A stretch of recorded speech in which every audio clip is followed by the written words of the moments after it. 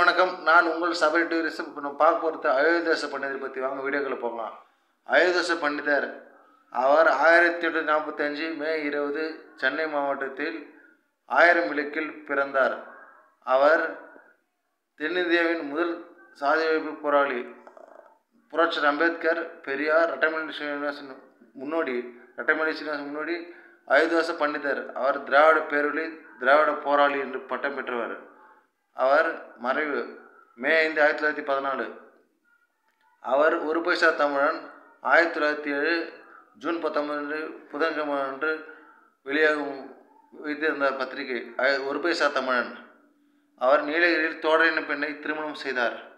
அவர் எழுதிய நூல்கள் திருக்குறள், கடல் வாழ்த்து, திருக்குறள் உரை, இந்திரதேச சரித்திரம், புத்தரது ஆதிவேதம், இந்திரதேசம் சரித்திரம் போன்ற நூல்கள் எழுதியுள்ளார்.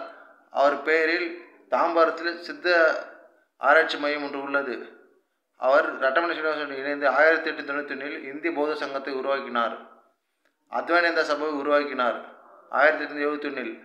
1891 திராவிட மகாஜன சபை, 1885 திராவிட பாண்டியன் இதை நடத்தினார். திராவிட பாண்டியனை உருவாக்கினார்.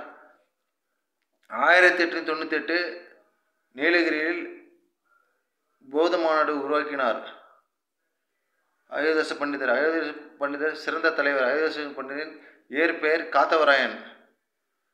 அவர் தலை சிறந்த தலைவர், மிக சிறப்பான தலைவர், சாதி ஒழிப்பு போராளி, இயற்கை ஆர்வலர், சமூக ஆர்வலர், இயற்கை ஆய்வாளர், வரலாற்று அறிஞர்.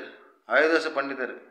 யாருக்கு அயோத்திதாச பண்டிதர் பிடிக்குமோ மறக்காமல் லைக் பண்ணுங்கள், ஷேர் பண்ணுங்கள், சப்ஸ்கிரைப் பண்ணுங்கள். நம்ம சேனல் சபரி டூரிசம் 1995.